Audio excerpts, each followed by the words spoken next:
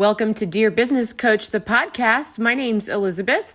Find one thing to move your business forward today with conversations, spotlights, interviews, articles, and free resources.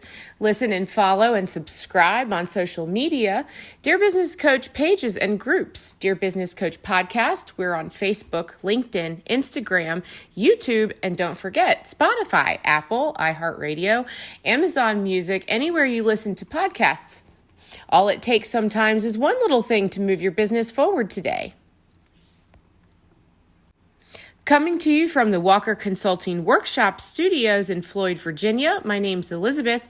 And don't forget walkerconsultingworkshops.com for events, and this fall, the Power of Laughter Masterclass with Clayton Fletcher at the Downtown Jefferson Center here in Roanoke, Virginia. October 18th, 11 a.m., walkerconsultingworkshops.com.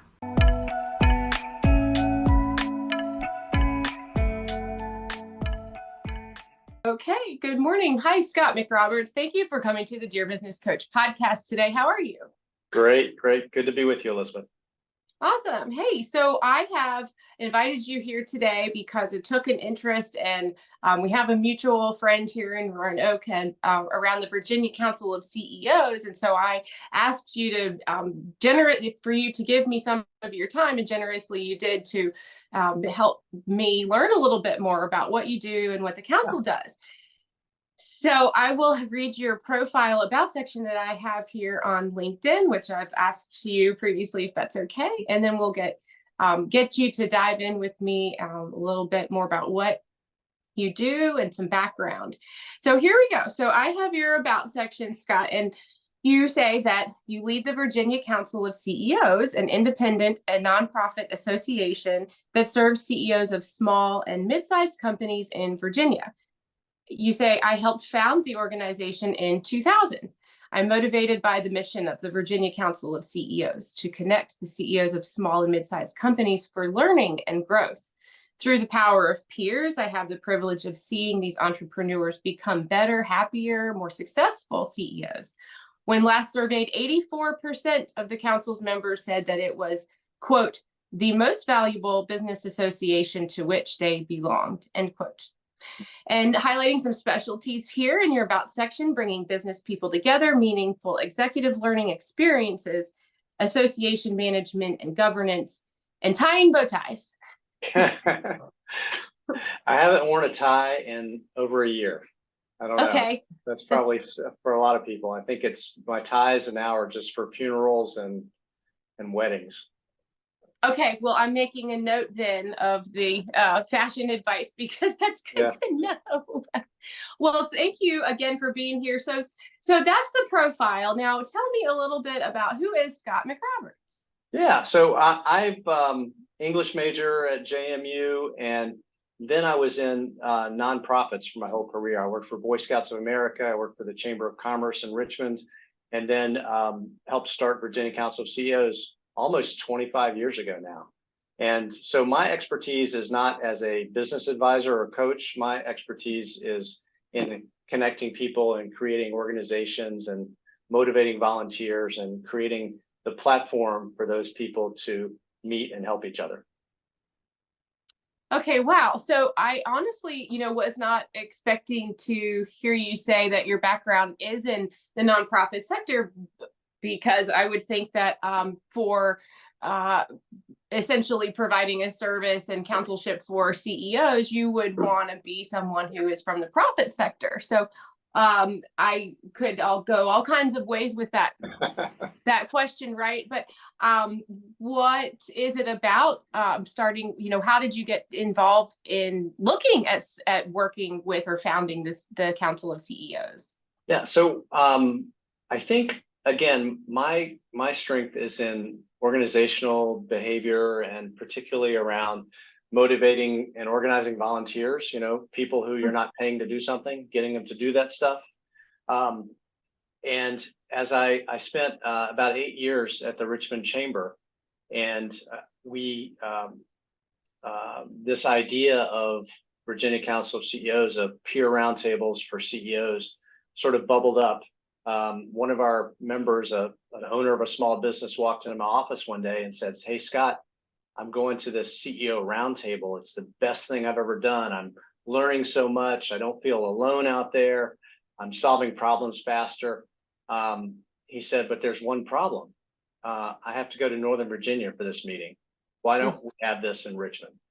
And so the guy's name was Chuck. Chuck and I got started on it, and we recruited 24 CEOs and started 3 roundtables and got it going. And eventually it got enough legs that it was, they were looking for somebody to run it. And I left the chamber with it. So that's how I got here. And of course, that was almost 25 years ago. Now we have 230 CEOs across a lot of Virginia, and staff of 5, and it's grown a bit.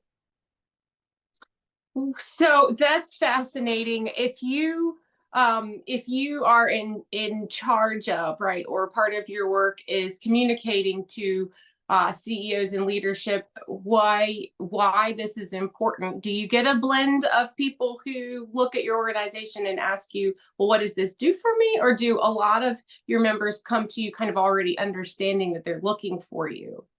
No, I'm introduced to I'm introduced to business owners and CEOs who know what a peer roundtable is and what it does, and then I'm introduced to lots of them who have no idea. I've never heard of that. And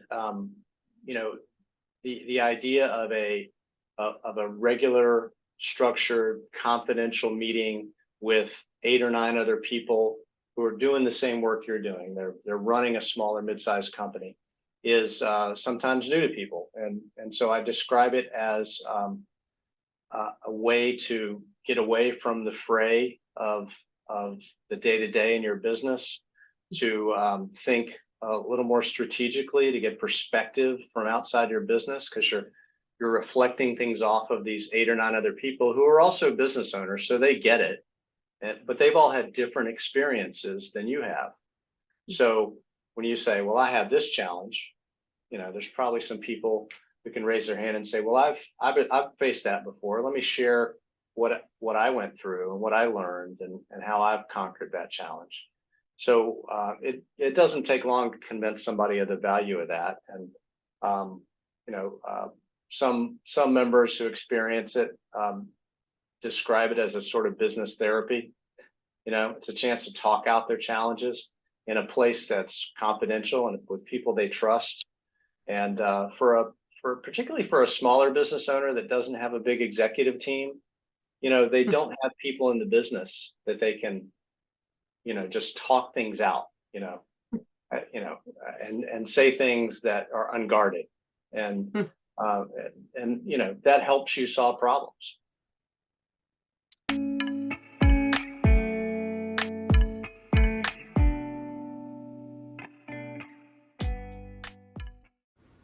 Are you an executive or team leader in the Roanoke Valley, Virginia area? Hi, my name's Elizabeth Walker. I'm inviting you to a special one-day-only event at the downtown Jefferson Center here in Roanoke, Virginia, a leadership and comedy experience called The Power of Laughter Masterclass with Clayton Fletcher, author and stand-up comedian. Visit the QR code in the ad and visit walkerconsultingworkshops.com. Early bird pricing now through September 30th. Don't miss out. Certainly. Well, I'm a huge fan of, in a structured way, being with people who can help talk things out. I can see immediately how that's the number one sets the stage for how we can unveil what it is we're trying to figure out, right? Get away from your day-to-day tasks and take a different viewpoint for yourself. And then also I heard through a colleague that in this setting, it is not a place where I would go if I were a CEO member to get per se advice. Is that right? It's not a place where I get like business consulting advice, right? Yeah. So the particular method and structure that we use prohibits advice. So during the 3.5 to 4 hour monthly meeting in this confidential setting, no one is permitted to give advice. And instead, what we ask people to do is to share experiences that they think will help. So just a simple example of that is, Elizabeth, you and I are in a roundtable, and you have a challenge with an employee, and so my response could be, Elizabeth, you just need to fire that guy. Is that so? That's for what it, that's helpful, not really. But instead, what I might do is say, Elizabeth, a couple of years ago, I had a similar situation with a key employee, and I hung on to him for about a year, and I got him a business coach, and I sent him to training, and it just didn't work out for me. So now I fire fast. So again, a very simple example, but instead of just telling you what to do, I shared, okay, sort of why I might have given you that advice, but a much richer engagement to share a story.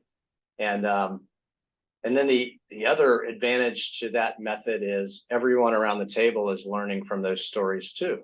You're illuminating lessons learned for everyone around the table, not just the person who has the challenge right now. Yeah, so that is particularly why your language is roundtable for a council like this, for Virginia Council of CEOs. Roundtable is the word we want to use. Yeah, absolutely. Okay, very good. Well, and so I've mentioned before also that I have a little bit of an understanding in terms of having been in a group setting myself with business owners who come together to talk and think out ideas. So that's a little bit of my background, and so what also I'm hearing you say in your about section on the profile on LinkedIn, and now small and medium businesses. So is that was that a particular design when you started the council, was to focus on small and medium sized, or leaders that work with small and medium sized businesses? That was the need that arose at the time, and I think it's where the greatest need is. Corporate executives have structures of their own, HR departments and training departments, and their own sort of peer group things. Very small businesses, sort of solopreneurs, have other structures, but for us, it was we set the bar at $1 million in revenue and 5 employees or FTEs, and our average member runs about an $8 million business. So those are people who have, number one, they are dealing with a bunch of employees, which it creates all kinds of interesting challenges and opportunities. And number two, they're sort of out of the garage stage, out of the launch stage, and they're growing. So growth brings its own set of unique challenges. And frankly, no one's ever gone to school to learn how to run a small business. You learn it entirely on the job, right? By experience, or from lessons you learn from other people who share their experience. So that's where we're focused, on those small and mid-sized companies that are out of the formation stage and on to growth. Yeah. Okay, so I do see that that need right away. I guess if you if you are going into or in a growth stage, and you are somewhere between 50 to 300 employees, right? I know that's a huge range, but that's my understanding of what could be, right? If you could be identified as a small business and have a national or international reach. So when I was in a college, when I was a young professional, I was watching my mother's side of the family in these different stages of a small business management. My mom's side of the family had a telecommunications corporation.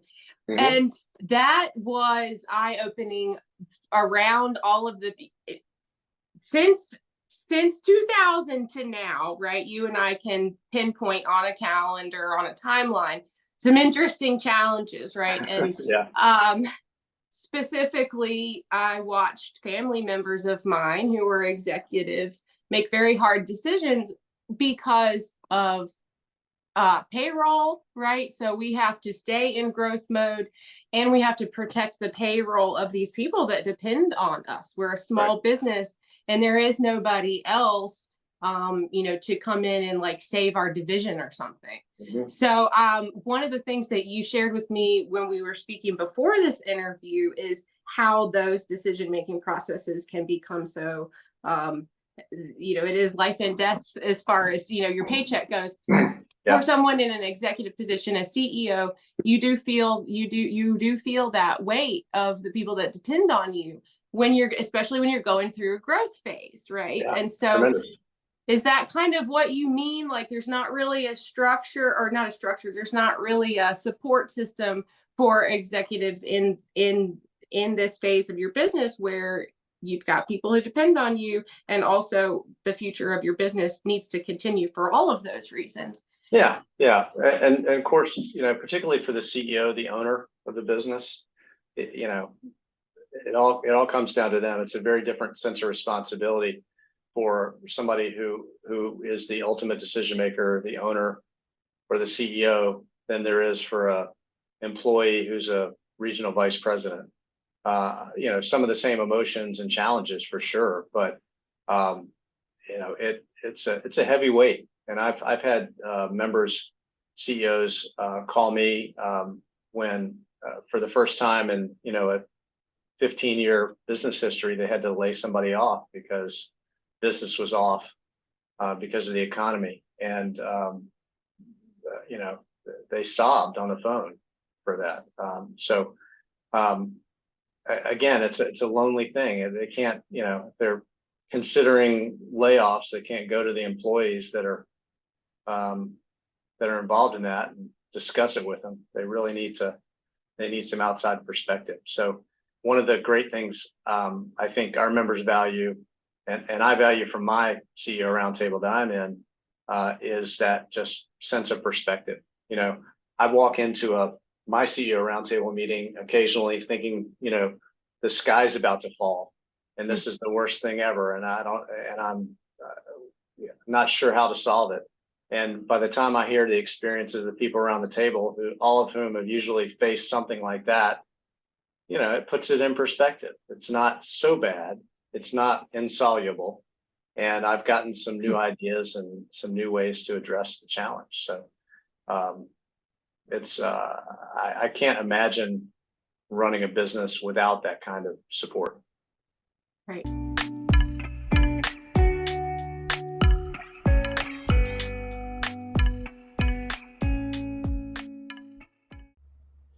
Are you a LinkedIn user? If you are, you can join me for LinkedIn Live Audio with Elizabeth every week, usually on Mondays at 8:30 a.m. Eastern Time.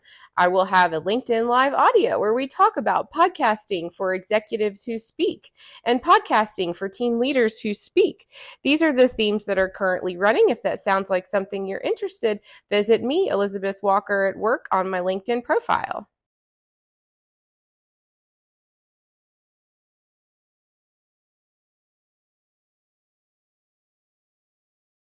Well, I agree. Now this brings me to I've been receiving your emails, your newsletter emails, right? So anybody can actually submit an email address and receive information, right? Sure. Okay. So the one that I looked at yesterday actually is for an event coming up in September, and the reason I'm bringing this invite in this newsletter up now is because specifically this newsletter said, here's an opportunity for folks who are not members. So there are things that you do that I can attend if I'm not a member to get to know you all. Is that correct? Yeah, occasionally, not a lot. Okay. Part of the value of what we do for the CEOs is sort of keep it a closed community that so they have this sense of safe haven, and the idea that we're all here to help each other, learn from each other, share with each other, and but we do this one big event every year in the fall, our Fall Leaders Conference. It's on September 26th this year, and we bring in a Class A national sort of presenter to spend half a day with business owners, CEOs, executives, any business leader that's interested in joining us. And so probably a third to a half of the room will be non-members, which is neat. And then a large percentage of the people who attend this are the business owner, CEO, who brings some of their team with them, some of their key leaders, because what we found is if they can attend and learn together, it's a lot stickier and more meaningful than if the CEO goes to a conference and comes back and says, I've got these great ideas, people. And they're all, yeah, okay, sure. But if they all learn it together, there's a lot more chance for growth. So yeah, we love to have folks come to that event. Our other events are mostly closed to just CEOs, and any CEOs interested in membership, we of course welcome them to come to an event as a guest. Right. Very good. Well, now what do I do if I want to learn more, if I'm a CEO, to see what the process would be like to take a look at being a member? Yeah, we've got a lot of information, including videos and testimonials and descriptions on our website, vaceos.org. And there's also a contact page. Fill that out. I'd be glad to, get on a Zoom or have coffee or whatever and talk about what we do. Okay, very good. Now, what I had, the heavy question, right, is you have said a little bit about what makes the peer-to-peer experience important, right? We've talked about that. In your experience now, what is it that makes this peer-to-peer experience? What makes people say things like this is the most important group I've been a part of? Yeah. I just had a member who's been with us about a year just text me out of the blue the other day. I was actually moving my daughter into college that day, and I got this text from Mindy that said, joining the council was the best decision I made all year. And I was like, wow, you made my day. Thank you. Tell me more. And what Mindy said is the people in the group are so inspiring, beyond the, I can bring my challenges and discuss them with other people and get perspective and not be lonely.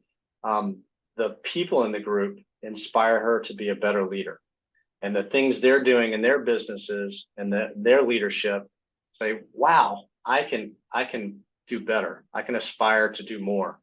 And so not just sort of the care and feeding of a CEO and their decision making and their challenges in their business, but the idea that, wow, I can think bigger, I can be greater, I can become a better leader, I can grow this company to places I never imagined was possible. Wow. Well, that's I was expecting something awesome, but that's fantastic. You must have a place where you can store a testimonial like that. Somebody sent you a personal text message. I would be tempted to screenshot that. I'm working on that. Yeah.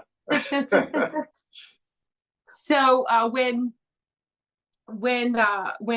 someone like Mindy, is able to join and reach out and get that sort of fulfillment, that certainly must have a ripple effect. And I think that you obviously have a passion for this, right? So you told me I wanted to repeat a phrase back to you that you said that you drink your own kool-aid, right? And a second ago, you just said that you go to your own round table. Yeah. So why do you do that?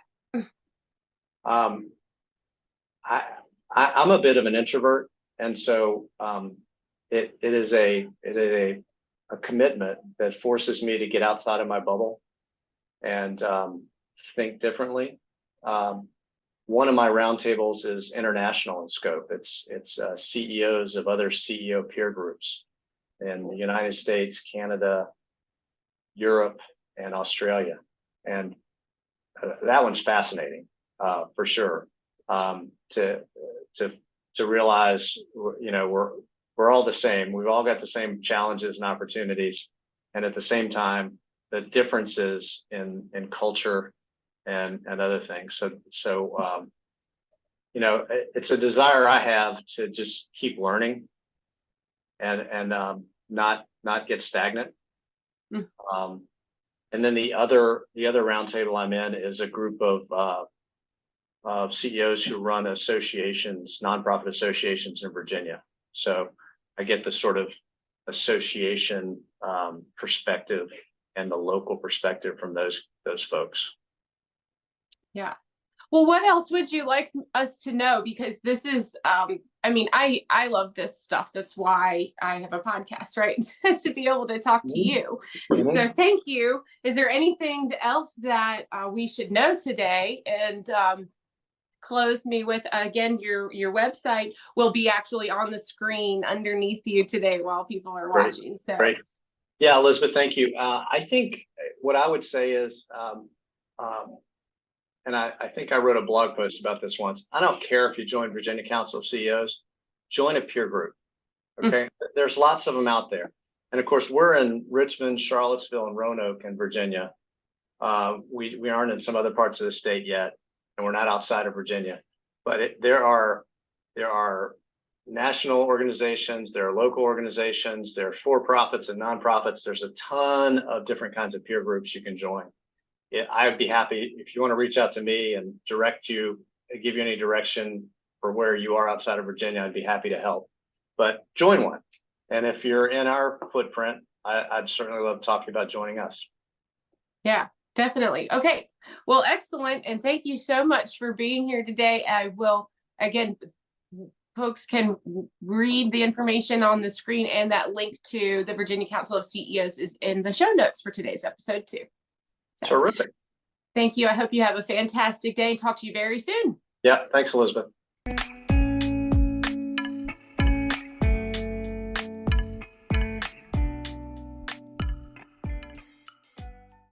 Thank you so much for joining me today. My name's Elizabeth in Floyd, Virginia. This has been an episode of Dear Business Coach.